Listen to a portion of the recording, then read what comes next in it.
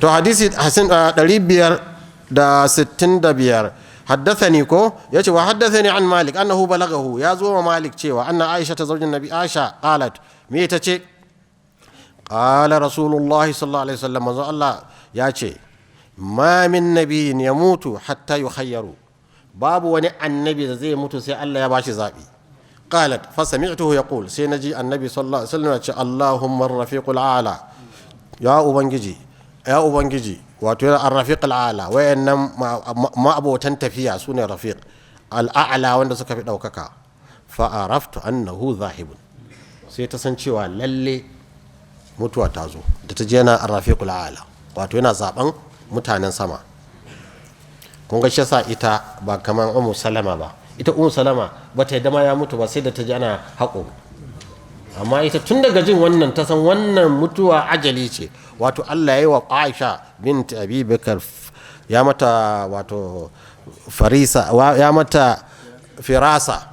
firasa da kuma fahimtar addini faham daqiq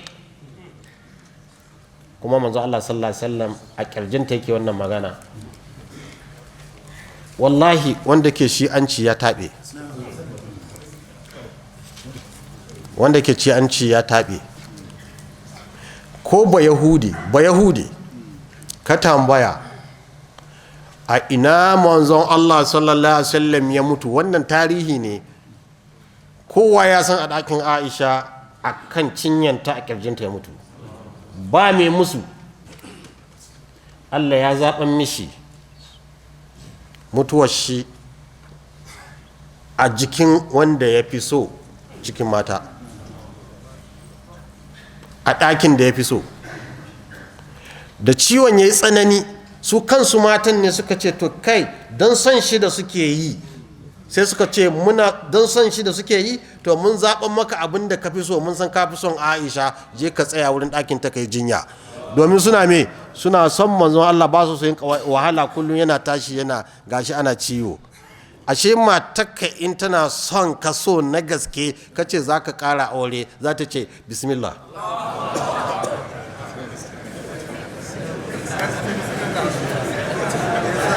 ina gaya muku ne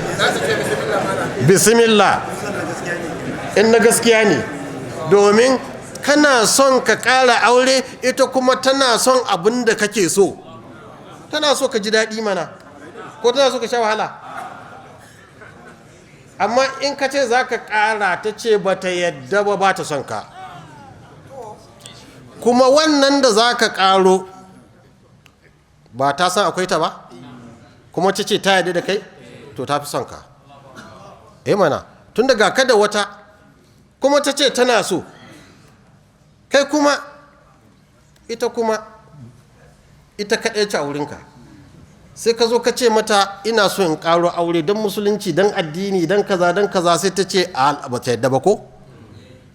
to waccan ta fi son ka domin waccan ta yadda ta hankuri ko ma da ana mata 100 wata mace in tana son ka in ana mata 100 za ta ce ina son shi sai shi zan aura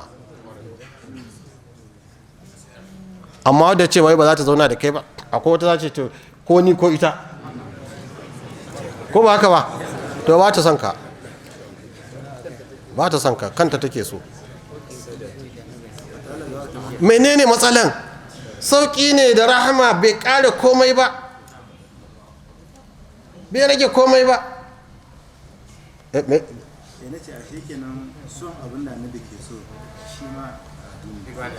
son abin da yake so ibada ne shi yasa mai kin Aisha mai zagin Aisha mai la'ana Aisha wannan an yanke mishi ga kafirci a ɗakin ta rasu kuma inda annabawa suka mutu nan wurin gadonta ita ta rasa gado domin nan aka burne shi sai dai ta samu gefe daman ta yi mafalkin wuce ko ta ga abu uku da mahaifinta ya mutu kuma wai kuna tsammanin Allah zai yadda a sa shaidani dagutu kusa da manzon Allah sallallahu alaihi wasallam saboda haka da ubanta ya rasu daman abokin shi ne sahibu ko aiwa aka sa shi kusa da shi, da Umar aka cika mishi wuka radiyallahu anhum, ya ga ajali ya zo, domin da aka cika mai wuka suka ba shi madara, sai madarar na fitowa a miki, sai suka gane wannan yanzu shi kenan, domin a lokacin ba su iya tiyata anastomosis ake kiran shi ba, in yau ne ba wani matsala, amma lokacin da aka ba da madara ta fito a miki shi kenan mutuwa ta zo. Sai ya fara wasiya, ya fara abubuwa, ya ca a yi shura na zaɓe. A cikin abin da ya ce a ji a tambaya Aisha dan Allah in ya mutu yana so a haɗa shi da manzon Allah sallallahu alaihi wasallam a ɗakinta, ya roƙa. Wancan mahaifinta ne, ba sai ya roƙa ba. Da ya roƙa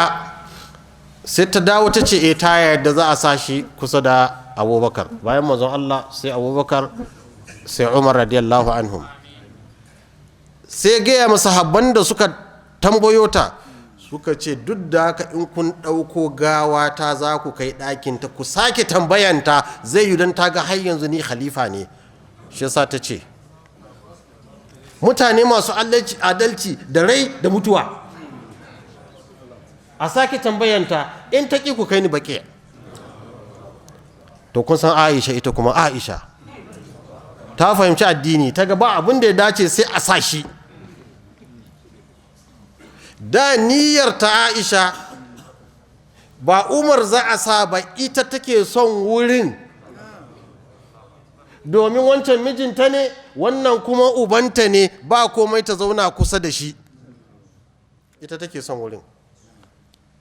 Amma sai ta ga to bari dai a haɗa ni da abu sawahib, wato sauran mata ummahatul mu'minin, a haɗa ni can baƙe tare da su a sa shi, domin kuma mutanen nan tsarkinsu ya yawa. Tana ganin matacciya a zo a sa ta kuma a cikin kabari ga ajnabi, matsala ne. Kun gane? Umar ajnabinta ne, ba za ta so a tada su ga kuma Umar ba, don hijabi.